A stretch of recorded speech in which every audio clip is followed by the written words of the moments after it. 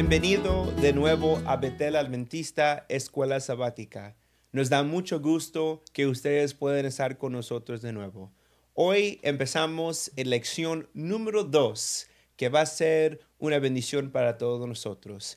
Y tenemos el placer para tener con nosotros al hermano Acevedo, un buen amigo y una persona que ha sido un buen trabajo acá en la iglesia de Betel. Hermano, ¿cómo está? ¿Cómo se siente? Muy bien, muchas gracias. También agradezco a Dios y a ustedes por la invitación. Amén. Amén, Y amén. como siempre, estamos aquí su servidor, Pastor Isaac Jacobo, y también está aquí Dani Mendoza. ¿Cómo estás, Dani? Excelente, muy contento en esta ocasión pues de estar estudiando, ¿verdad? Esta lección que está tan interesante, pero más contento de que en esta ocasión nos acompañe el hermano Acevedo, ¿verdad? Hermano, bienvenido. Gracias. Betel Adventista es su espacio, ¿verdad? Y aquí están las puertas siempre abiertas para usted y por supuesto para todas las personas que quieran, ¿verdad? Entusiastas, estudiosos de la escuela sabática. Amén. Siempre hay Muchas un lugar. gracias por esa bienvenida y estamos pues para servirle al Señor. Amén. Amén. Amén. Y queremos también darle el saludo a nuestros, diríamos en inglés, los mega fans del canal. Tenemos a Elvia, tenemos a la hermana Lidia y también tenemos a María. Sean bendecidos.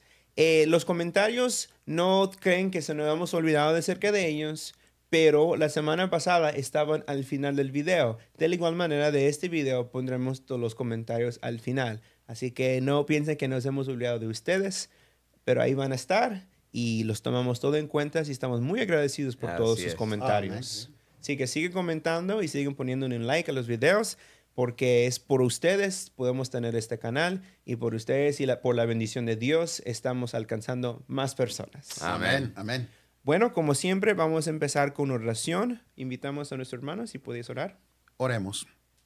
Queremos agradecerte, oh Dios, por esta oportunidad tan hermosa que tenemos de participar en este programa, especialmente porque hemos tenido el repaso de la lección del libro maravilloso que es el Génesis y el Apocalipsis. Gracias, Señor. Queremos que a través de tu Espíritu Santo, así como tú revelaste a Juan la profecía, queremos también que tú te manifiestes hoy para que nosotros tracemos bien tu palabra santa y el mensaje que tú quieres que nosotros sepamos, lo entendamos. Amén. En el nombre de Jesús. Amén. Amén. Amén. Bueno, entraremos con la lección y como siempre leeremos el texto de memoria que se encuentra en el Evangelio de Juan, capítulo 1, versículo 29. Al día siguiente, Juan vio a Jesús que venía hacia él y dijo: Este es el Cordero de Dios que quita el pecado del mundo. Amén. Corto pero al punto. Amén. Así es. Bueno, este texto es muy importante porque nos ayuda a entender una herramienta de la Biblia y eso se llama intertextualidad. ¿Qué significa esta palabra? Significa que hay un texto de la Biblia hebrea o del Antiguo Testamento, como lo conocemos en la iglesia, y este texto tiene una relación con el Nuevo Testamento, textos contemporáneos. Puede ser por medio de alusiones, puede ser por diferentes citas del Antiguo Testamento, y estas son cosas que transforman el texto con un significado nuevo en el Nuevo Testamento. Entonces, quiere decir que nosotros estamos mirando desde el futuro hacia el pasado. Amén. Y viendo cómo esas cosas se traducen al significado del Nuevo Testamento. Por ejemplo, cuando hablamos de la Biblia hebrea, podemos hablar acerca de conexiones como la creación, el pecado, el sacrificio, el éxodo y también la Pascua. Todas esas cosas están en el Antiguo Testamento, pero están repuestas en el Nuevo Testamento con un significado interesante y diferente. Entonces, acuerdo a la lección, la pregunta sería, hermano, ¿es posible que el autor de Apocalipsis también tiene en mente estos símbolos de Génesis? Claro que sí, porque esta es una revelación de Dios para el futuro. Así es. Y es interesante que cuando hablamos acerca de esto, nos ayuda a entender de que aunque los símbolos pueden ser antiguas del Antiguo Testamento, nos enseñan de que son revelantes en el Nuevo Testamento, significando que no cambian. Claro. Es un Dios que no cambia. Porque tenemos un Dios perfecto, ¿verdad? En el cual la misma lección nos habla de Así que es. Él no cambia. A Santiago 1 dice que no hay ni sombra de variación y lo que Dios promete lo cumple. Correcto. Así es. Entonces, bien clarito ahí, entonces estamos hablando de algo bien importante del texto. Nos enseña de que todavía son relevantes los textos del Antiguo Testamento y cómo el Nuevo Testamento lo aplica. Pero solamente ahí, en la misma historia de la creación, que es Génesis, ¿verdad? Daniel, ¿sería posible que en esos temas de la creación misma, del caos y de la creación, de la redención, ¿será posible que eso también está en Apocalipsis? Está completamente relacionado. Y desde la perspectiva de la elección lo podemos entender perfectamente, ¿no? Podemos ver cómo en un principio, ¿verdad? Todo estaba desordenado, vacío y había un caos, ¿no? Pero Dios hace un trabajo maravilloso. Amén. Y todo lo que estaba desordenado, todo lo que estaba vacío, ¿verdad? Es puesto en orden por la misma mano del Señor, ¿verdad? A través de su creación y a través de las maravillas que vemos, ¿no? Vemos cómo Dios pone en orden todo lo que estaba desordenado, vaya, ¿verdad? Claro. Todo lo que había un caos en ese sentido. Y entender que el Génesis y el Apocalipsis utilizan imágenes, lenguajes muy similares, ¿verdad?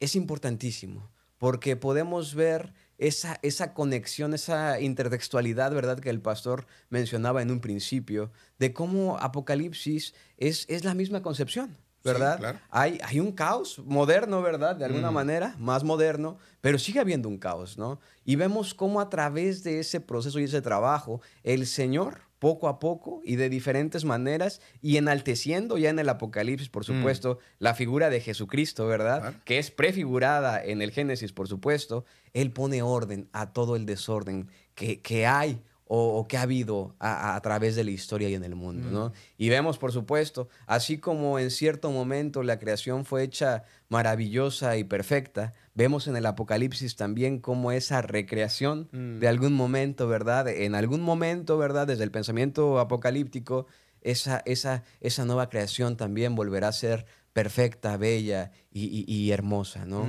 Entonces, por supuesto que sí, definitivo. Es muy importante entender esa conexión entre el orden, la creación, ¿verdad? Y el trabajo de Dios en el Génesis y, por supuesto, en el Apocalipsis, por supuesto. Amén. Muy Es algo interesante. bien importante, ¿no? Saber de que en la revelación de Juan en la isla de Pasmos, prácticamente lo que Dios está diciendo es corroborando en su creación. Así es. Lo que está haciendo aquí ahora lo está corroborando. Y así que podemos tener la seguridad que el mismo que le reveló la profecía a Juan es el mismo que tuvo en la creación también, el mismo Dios. Y Qué que, bonito. perdón. Sí, sí, claro. Y que el mismo poder creador, ¿verdad? Que Exactamente. hizo los cielos, las estrellas y todo lo que hay que vemos que existe, es el mismo poder que actuará en la redención de la Amén. humanidad. Amén. Eso es bonito porque ese es exactamente lo que estamos hablando en esta lección. Alegorías, alusiones al Antiguo Testamento que están en el Nuevo Testamento. Amén. Intertextualidad. Sí. Entonces, estamos hablando hoy acerca de Génesis a nuevo Génesis. Correcto. Creación a una nueva creación. Entonces, llegando al día domingo, lo que estamos viendo es de que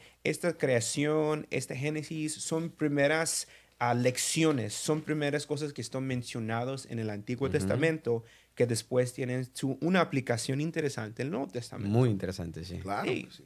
Y hablamos un poco acerca del apocalipticismo y dijimos de que Dios hizo la creación, pero Dios un día va a hacer una nueva creación. Amén. Amén. Ese es algo que nosotros encontramos no en el Nuevo Testamento, pero en el Antiguo Testamento. Ahora, la pregunta es, podemos encontrar, claro, hablamos de creación, hablamos de esos símbolos, pero ahora hablamos acerca del amor de Dios. ¿Será posible que hay una primera mención del amor de Dios también en el libro de Génesis que está usado en Apocalipsis? Claro que sí, y eso lo vemos en la parte donde Abraham toma a su hijo, ¿no? Y ahí menciona que dice, Abraham amaba mucho, dice, a su hijo Isaac. Así es que esa es la relación que tiene ahí.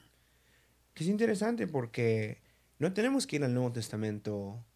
Sin embargo, lo que está haciendo el Nuevo Testamento está reaplicando ese amor que Dios tenía para su pueblo, ¿verdad? Dios amó a su pueblo que hizo la creación. Dios amó a su pueblo que hizo a Adán y Eva. Dios amó a su pueblo que hizo todas las cosas que vemos en el Antiguo Testamento. Entonces, amor en realidad no empieza en Juan 3:16. Claro. Amor en realidad empieza en Génesis. Que es bonito. Muy interesante comprender eso, ¿verdad?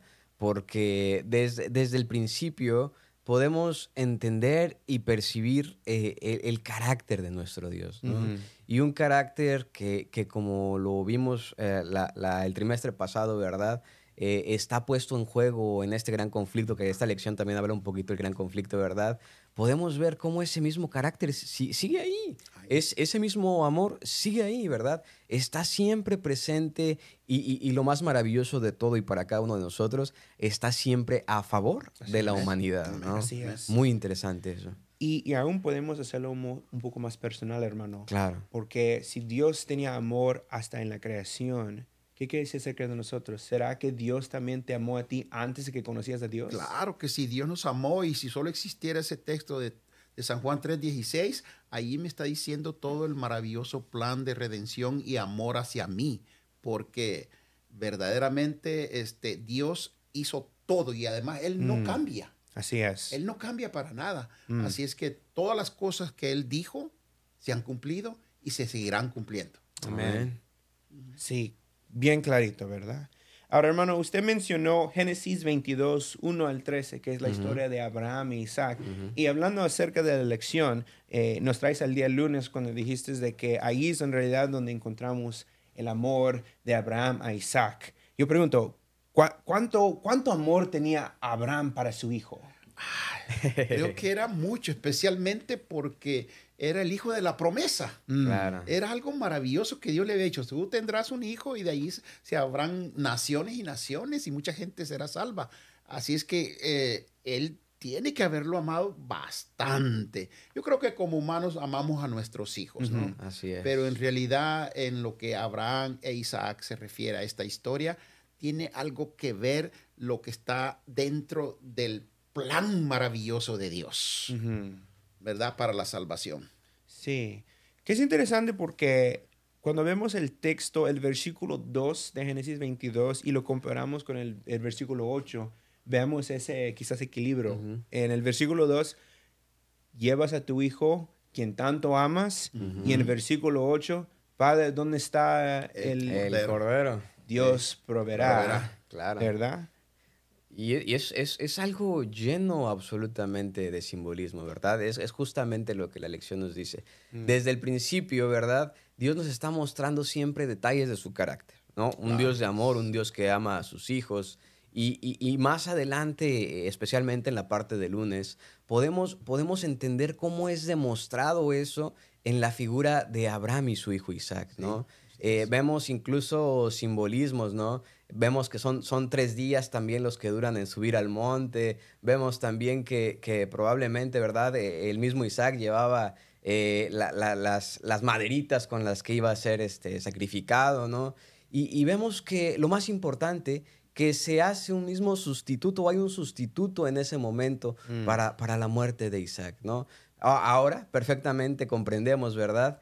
¿Quién era el sustituto? El Nuevo Testamento nos explica y nos prefigura completamente quién es el sustituto para esa muerte humana, ¿no? Y por supuesto, como dice, tiene mucha relación con ese principio de la primera mención que nos dice la escuela sabática, ¿verdad? Siempre en cada detalle podemos ver los principales características del carácter de nuestro Dios. Amén, Y a amén. través de la historia, y a través de los diferentes simbolismos, ¿verdad? Y a través de la comprensión, por supuesto, de su amor, ¿verdad? Podemos entender cuál es el verdadero carácter de nuestro Dios, ¿no? Y el deseo es un deseo que está desde, bueno, si lo vemos como el canon, ¿verdad? Como está hasta claro. ahora, y esa lógica nos hace ver ese amor desde el Génesis hasta el Apocalipsis. ¿Cuántos siglos hay de intermedio entre esos dos libros, verdad? Pero los que sea que haya entre esos dos libros, ¿verdad? Lo que nos encontramos en medio es un Dios siempre amando a sus hijos y deseoso por redimirlos, ¿no? Amén. Bien interesante lo que nos propone la lección. Hay una frase que se me hace promesa para mí y dice, Dios proveerá. Cuando Sí, él claro. dijo proveerá, lo estaba diciendo con fe. Claro. Y yo creo que esa frase la he hecho para mí. Durante mi experiencia que he tenido en la iglesia y como cristiano, me he dado cuenta que en mi vida siempre Dios ha proveído. Amén. Porque uno tiene desafíos y tiene tantas Siempre. cosas que hacer. Pero cuando yo confío y digo, Dios proveerá, nunca me ha fallado. Dios ha proveído en el tiempo de Dios y en el momento de Dios. Así Amén. es. Dios nos va educando poco a poco, ¿no? Y esta parte que nos habla de la primera mención, que es una parte bien interesante de la lección entre lo que es el domingo y el lunes, ¿no? Nos va mostrando y nos hace la similitud o la metáfora a un curso, ¿no? Cuando nosotros nos inscribimos a un curso, vamos aprendiendo desde lo más básico hasta lo más complejo, definitivamente, ¿no? Y esa primera mención que nos dice, ¿verdad? Podemos ver cómo Dios nos instruye a través de su palabra en Amén, eso, ¿no? amén, amén. Nos va mostrando lo más importante y lo principal que es este curso de la vida desde el Génesis al Apocalipsis. Su amor y su amor y su amor en cada momento. Y en cuanto vamos avanzando en el curso, vamos entendiendo diferentes cosas, ¿no? Y ya más adelante vamos entendiendo y percibiendo diferentes símbolos, ¿verdad? Diferentes imágenes, diferentes alusiones, pero partimos de lo más importante y más impresionante como lo es el amor de Dios, hasta lo más complejo en el lenguaje bíblico, como son los símbolos, como son las alusiones, ¿no? Pero todas y cada una de ellas, ¿verdad? La comprensión del amor siempre nos lleva a ese primer principio de Dios, un Dios que siempre está presente y que nos ama. Así que tenemos que ponernos forzosamente a reflexionar en lo que esta lección, ¿verdad?, nos está proponiendo. Muy bien, y algo que es maravilloso y lo estoy experimentando yo es que Dios se va revelando progresivamente, Claro. ¿verdad? Pero no es que vaya cambiando, ¿no? Al Exacto. contrario, nos va dando nuevas ideas, nueva información para que sigamos confiando en Él. Correcto. De esa manera nos los propone la lección, definitivamente. Qué bonito. Entonces, lo que estamos viendo es de que en realidad no hay un Juan 3:16, sino hay un Génesis capítulo 1. Correcto. Así O es. un Génesis 22. Porque tanto Dios amaba a su pueblo, tanto Abraham amaba a su hijo, Claro. que al final Isaac no tuvo que morir. Pero Correcto. Juan 3:16 dice que Jesús tuvo que morir. Así es. Hay un siempre Dios preocupándose por la humanidad, ¿verdad? Siempre Dios encontrando la forma de salvar a sus hijos. Y en esta figura central, ¿verdad?, del libro de Génesis a través de la historia de Abraham e Isaac, es lo que podemos ver. Es lo que Amén, podemos amén, ver. amén. Un Dios siempre pensando de qué manera puede salvar de la muerte, porque en ese momento era una muerte física, literal, ¿verdad? Claro. Y en Apocalipsis podemos ver ahora una muerte espiritual, porque lo que está en tema es la adoración, ¿verdad? Que lo Amén. estudiaremos un poquito más adelante. Pero un Dios siempre preocupado por cómo puede librar de la muerte a sus hijos. Amén. ¿Sabe qué, pastor? Me encanta el versículo de San Juan 3:16, pero me gusta unirlo al San Juan 3:17, porque dice, porque Dios no mandó a su Hijo a condenar al mundo. O sea, en otras palabras, cuando vino Dios, no vino a condenarnos porque pecaste, porque hiciste eso, porque me fallaste, porque me desobedeciste, sino que dice que Él lo envió para salvarnos. O sea, lo asegura completamente que el propósito de Dios al venir a esta tierra es que seamos salvos. Correcto. Amén. Y está bien claro ahí, ¿verdad? Y ahí creo que estamos entendiendo más por qué el Nuevo Testamento, los autores del Nuevo Testamento, decidieron enfocarse en esos temas del Antiguo Testamento para poder reenfocarnos que Jesús es el que quita la condenación. Amén. es. Amén. Qué bonito, Amén. ¿no? Y bueno, llegando al martes, hablamos acerca de un símbolo muy importante y ese símbolo es el Cordero. El Cordero es muy significante a la Biblia hebrea podemos decir desde Génesis. Siempre. Desde Levíticos, Éxodo, Deuteronomio, incluso en el libro de Jueces y en otros lugares. El Cordero es un símbolo bien significante. Así es. Y preguntaríamos entonces, ¿cómo es que el Nuevo Testamento ve eso y cómo la pregunta es, ¿cómo lo aplican al Nuevo Testamento? ¿Cómo ellos usan este símbolo tan rica en bendición en el Antiguo Testamento? ¿Cómo lo usan en el Nuevo Testamento? ¿Qué diría usted, hermano? Para mí, verdaderamente, desde un principio, cuando Dios estableció las bases de los ritos y lo que se tenía que hacer en el Antiguo Testamento, se dijo que ese cordero debería ser perfecto, sin mancha, sin tacha, y que hasta de 1 año dice que debería de ser. Así O sea, es. que iba a ser lo perfecto. ¿Por qué? Porque simbolizaba a Cristo Claro. Jesús. Así es. Entonces ya cuando Juan el Bautista ve por primera vez a Jesús, que no lo había visto antes, inmediatamente dentro de su mente, de su corazón, por lo que había leído de la Biblia, declara, este es el Cordero de Dios que quita el pecado. del mundo. Este es el verdadero. Bonito. Quizás es el que Amén. quita el pecado del mundo y no hay otro. Amén. Eso es sumamente interesante, ¿no? Porque a la perspectiva o lo que el autor de la lección nos quiere poner a reflexionar es que el Génesis deja la cuestión ahí abierta. Nos plantea la historia de Abraham y Isaac y nos da ese detalle de que un cordero es el sustituto Claro. para la muerte de Isaac. Claro que sí. Pero no nos responde quién es el cordero o qué es el cordero, ¿verdad? Y a lo largo de la Biblia hebrea o del Antiguo Testamento podemos ver que siempre ese cordero está presente. Y qué maravillosa manera o perspectiva del Nuevo Testamento cerrar con la respuesta. Génesis nos deja la pregunta, bueno, hay un sustituto, es un cordero, ¿no? No nos explica un poco más, ¿verdad? Y llega el Evangelio de Juan y nos deja en claro quién es el Cordero cuando le dice, he aquí el Cordero de Dios, ¿verdad? El que quita el pecado del mundo. Muy interesante comprender eso, cómo poco a poco y cómo esta imagen tan importante del Cordero juega un rol tan interesante en la teología bíblica, por supuesto, ¿verdad? Pero por supuesto ya en la figura, en la prefiguración cristiana, ¿verdad? Al entender que ese Cordero y que el que quita el verdadero sustituto para el pago de todos los pecados es Jesucristo. Amén.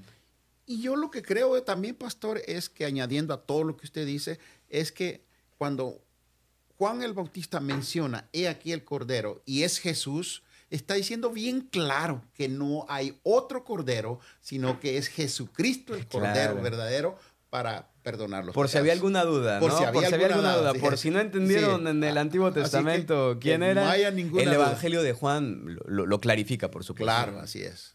Y estamos viendo lo básico de la creencia del Nuevo Testamento y su origen, ¿verdad? Era de ver símbolos, ver cosas y ver cómo se aplicaban a Jesús. Claro. En su Amén, básico, amén. eso fue Así la es. manera como ellos veían. Y noten, por ejemplo, si hablamos acerca de la día de expiación, hay un También, cordero. ¿no? Claro que sí. Estamos hablando de la Pascua, hay un Sí, cordero. correcto, Claro que sí. sí. Incluso en el juicio, hay el cordero. Por ¿En eso. Apocalipsis? En Por Apocalipsis, supuesto. Ahí está el exactamente. Entonces, la pregunta, te la pregunto a ti, Dani. Adelante. ¿Qué significa el cordero y su sacrificio en términos de juicio en Apocalipsis? ¿Qué significa el Cordero en términos de juicio en el Apocalipsis? Bueno, pues tiene mucha relación con lo que aún estamos platicando, ¿no? Definitivamente podemos entender que el Cordero en los tiempos finales, ¿verdad? Ese mismo Cordero que fue el sustituto, por supuesto, para Isaac en el Génesis, será el mismo sustituto y el que recibirá, ¿verdad? La expiación o que el que dará expiación a todos aquellos que estén participando, ¿verdad? En el juicio de Apocalipsis, ¿no? Entonces, así como salvó, de alguna manera, por decirlo de alguna forma, ¿verdad?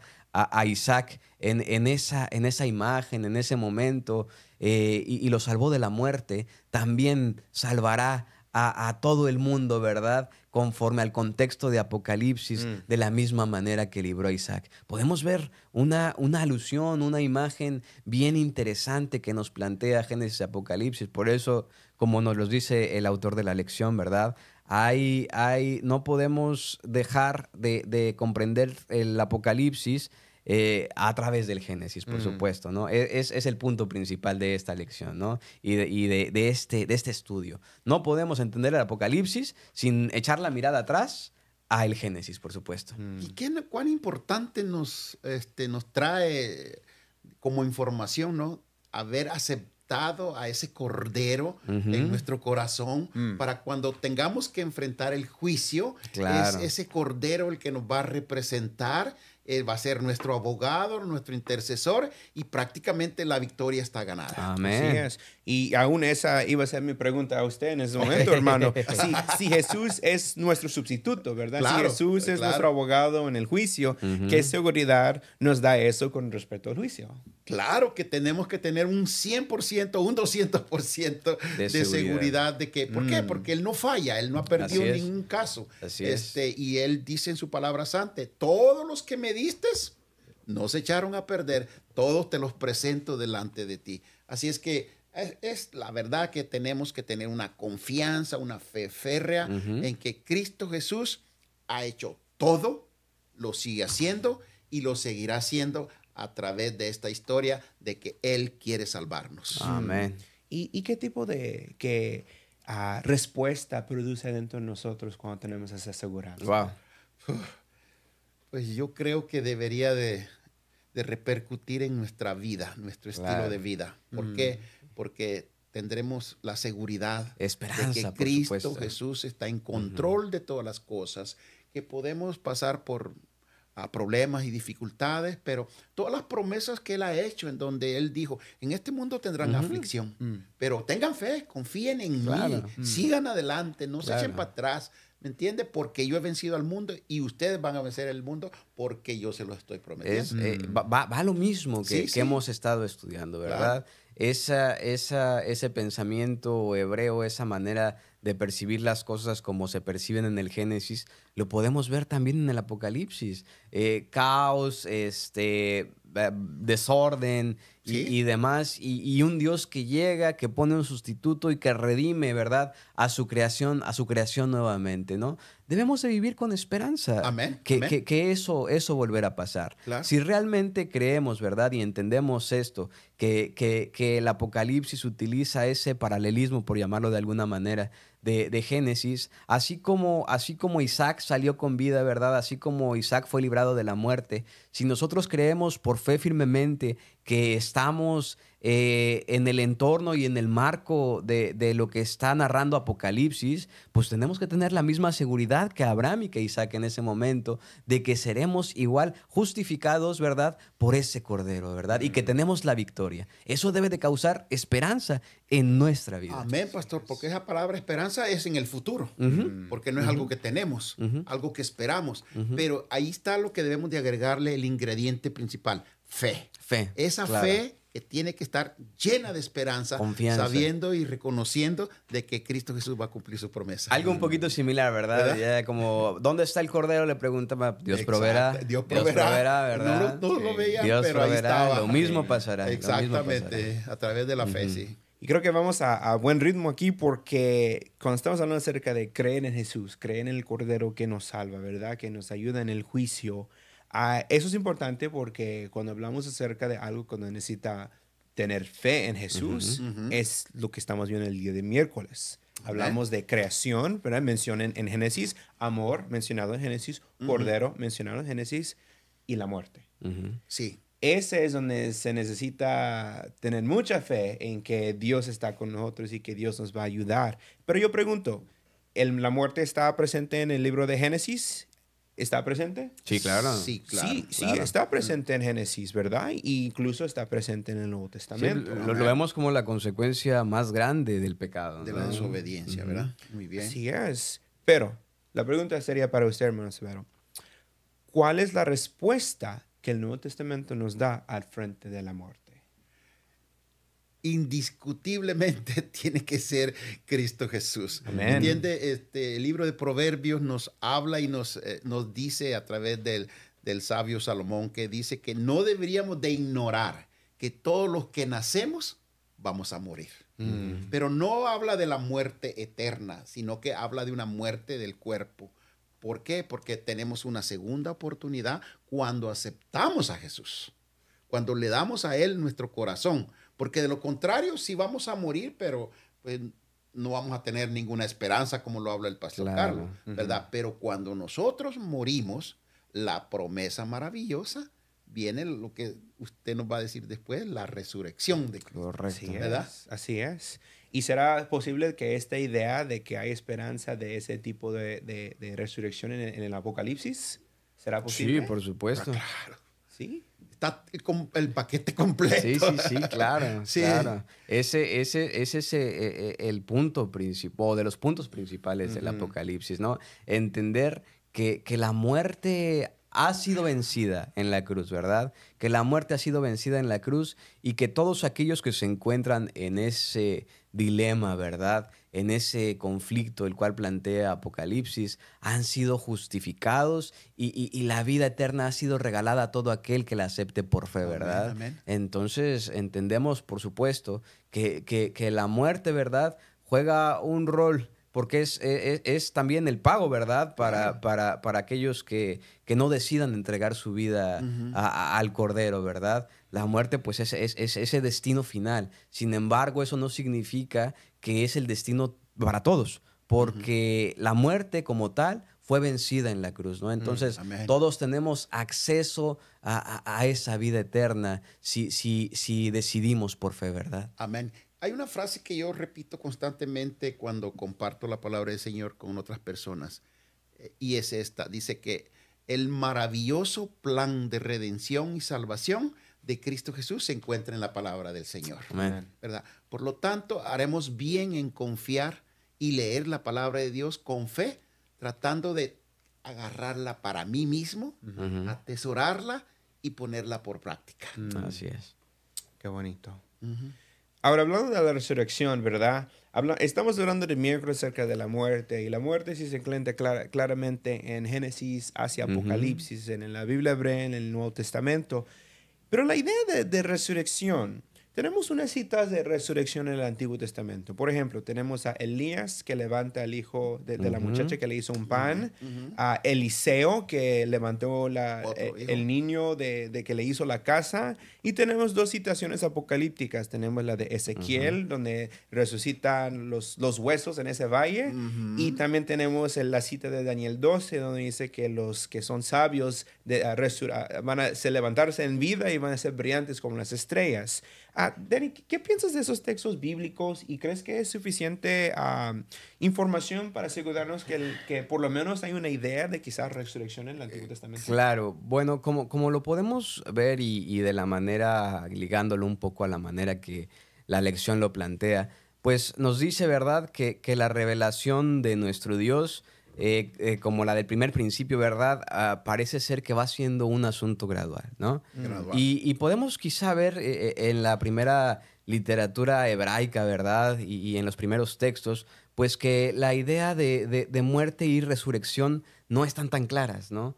Pero va avanzando el tiempo, y especialmente con los profetas y con el pensamiento apocalíptico, ¿verdad? Empieza a verse con gran fuerza ese asunto, ¿verdad? Y esa necesidad porque la muerte sea vencida, ¿verdad? Esa necesidad de que Dios, así como renovó, ¿verdad? E hizo todo perfecto y con vida y bueno en un principio, esta humanidad caída y pecaminosa, ¿verdad?, vuelva a ser recuperada y vuelva a ser recreada. Definitivamente podemos entender, ¿verdad?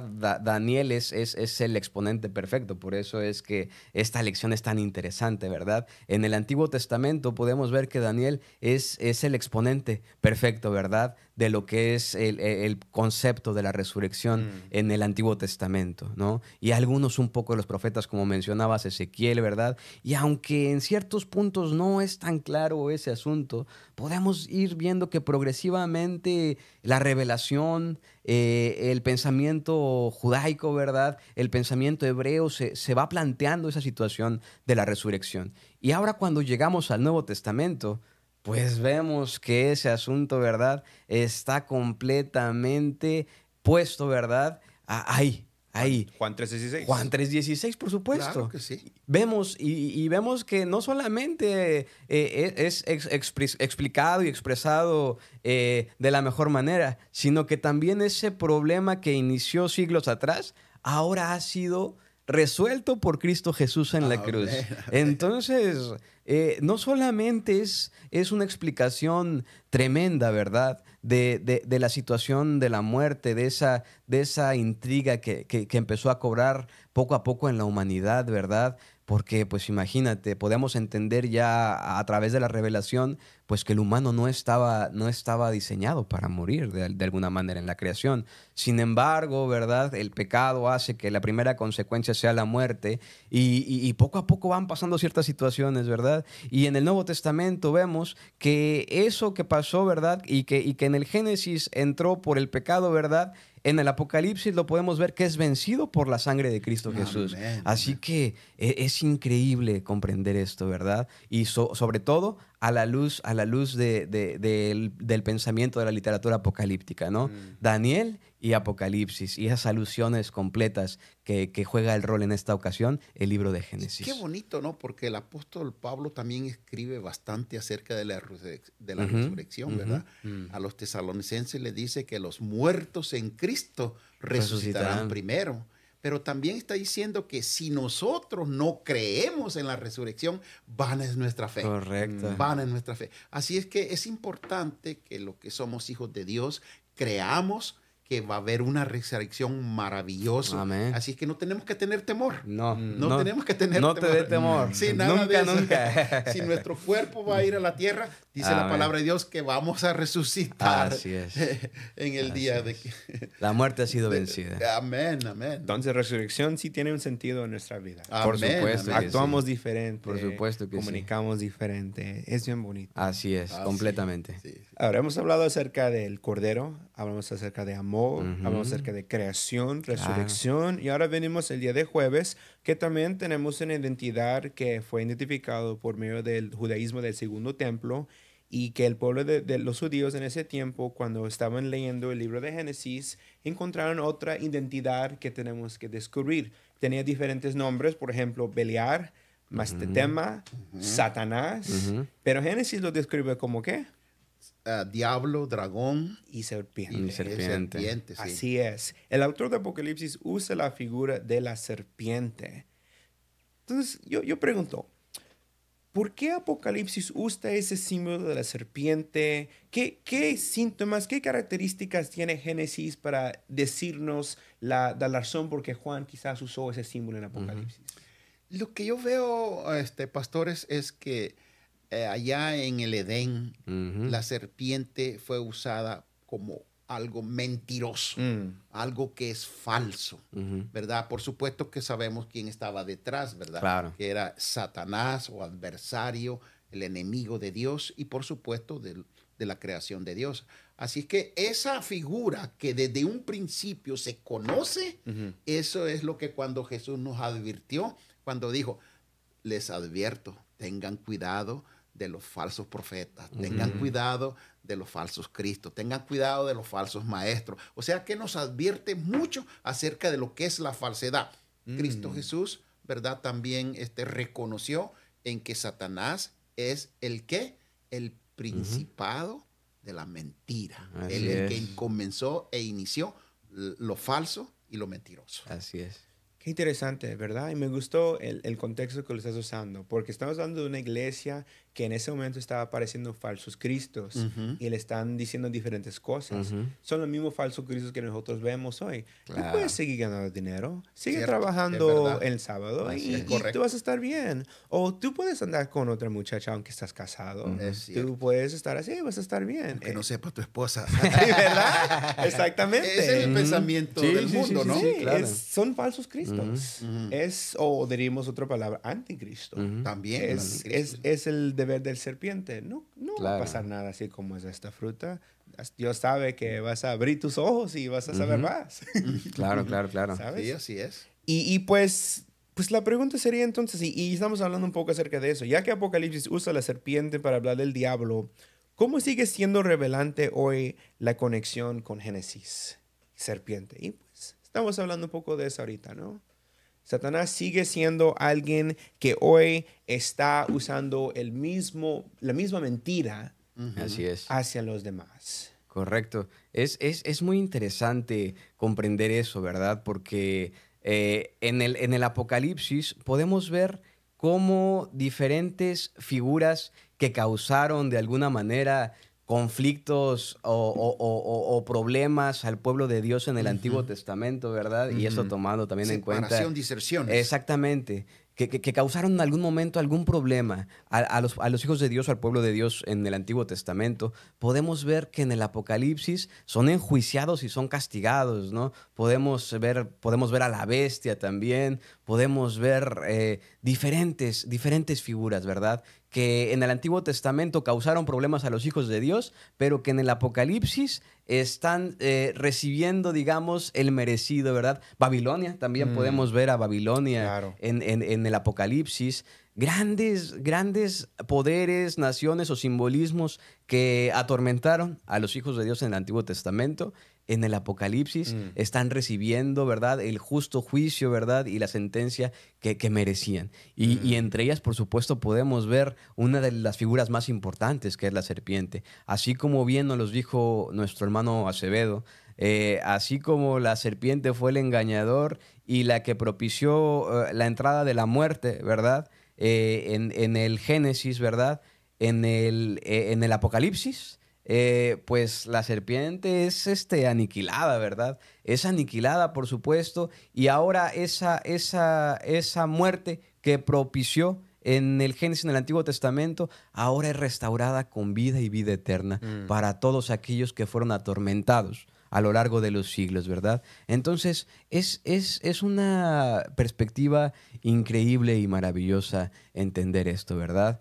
Que no pasará nada en ese lapso entre el Génesis y el Apocalipsis sin que reciba su justo juicio de parte de Dios. Y entre todo lo que se llevará, ¿verdad?, a juicio en ese momento, pues por supuesto la serpiente juega un papel muy importante en la temática y en la simbología bíblica, ¿no? Y en el Apocalipsis, claro, podemos ver la culminación de esa serpiente y sobre todo, ¿verdad?, el triunfo de nuestro Señor Jesucristo a esa muerte que la misma serpiente introdujo a este mundo.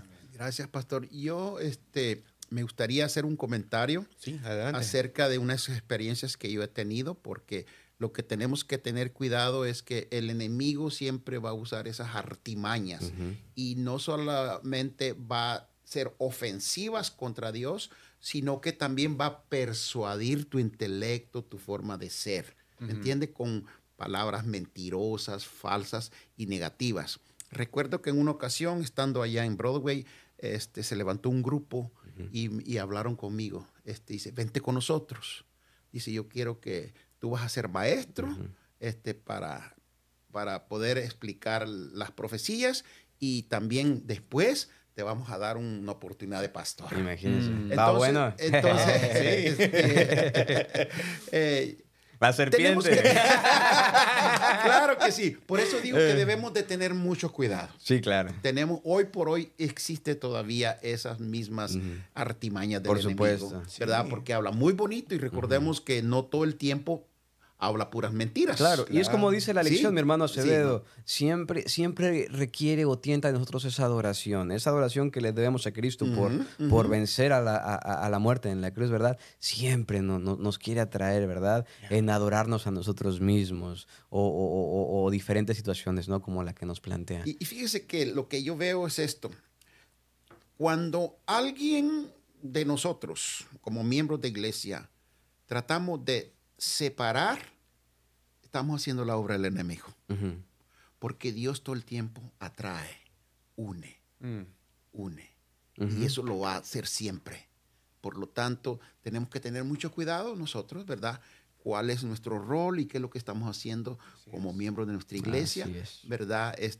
No vayamos a estar cayendo en las artimañas del enemigo y pensando que hacemos cosas buenas, puede ser que estemos haciendo cosas malas. Correcto. ¿Verdad? Así es que tratemos de ser, como siempre, de unir a la iglesia, porque eso es bien importante hoy en la actualidad. Amén. Hermanos, creo que ha sido una bendición esta lección para nosotros. Creo que hemos aprendido mucho acerca de cómo aplicar Génesis, Apocalipsis y Apocalipsis a nosotros, ¿no? Esos símbolos antiguos aún tienen un valor para nosotros. Y para terminar, hermano Acevedo, yo sé que no está en la lección, pero yo quería preguntarle, a los que dicen que solamente son cristianos del Nuevo Testamento, ya que estudiamos un poco acerca de todo eso, ¿qué contestarías a las personas que dicen, no, yo solamente soy un cristiano del Nuevo Testamento? Cometemos un grave error, porque la Biblia, por eso se llama Biblia. Y no se contradice desde el principio, o sea, Génesis, hasta el Apocalipsis. Siempre hay una unidad férrea, como que fuera un hilo de oro que va transmitiéndose desde el Apocalipsis, desde Génesis hasta el Apocalipsis. Y lo que sobresalta sobre todo eso va a ser el amor de Dios. Lo más importante. El amor va a triunfar y el amor es el que nos va a llevar a esa resurrección. El amor de Cristo es que nos va a dar la victoria sobre el pecado. Por lo tanto, las personas que no quieren leer el Apocalipsis por X razón o dicen que no funciona para ellos, es un grave error, ¿verdad? Porque la palabra de Dios habla de que toda la Biblia es inspirada por Dios. O sea, él habla de escritura, pero dice, toda escritura es inspirada divinamente por Dios. Amén. Amén.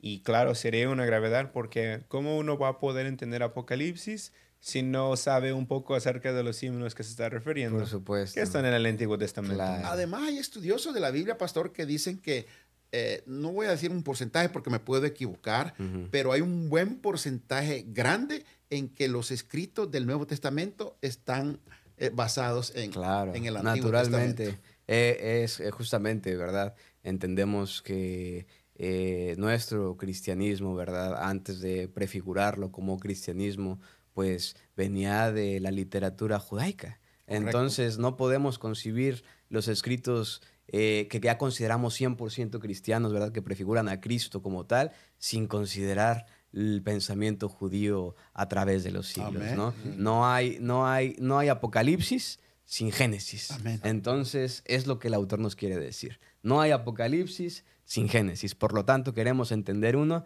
tenemos que entender el otro. Y importante, el amor de Dios, su misericordia, su compasión y su poder a través de los tiempos, de la historia y de los reinos, es lo que siempre podemos ver reflejado desde uno hasta el final. Amén. Así que, Amén. esperanza. Amén. Hay esperanza. Pues muchas gracias, hermanos. Gracias por estar con nosotros en la lección, hermano Acevedo. Espero que fue una bendición, tal como fue para nosotros. Así Claro que es. sí, ha sido una gran bendición, lo seguirá siendo siempre. Amén. Definitivamente. Tener al hermano Acevedo en esta ocasión, ¿verdad?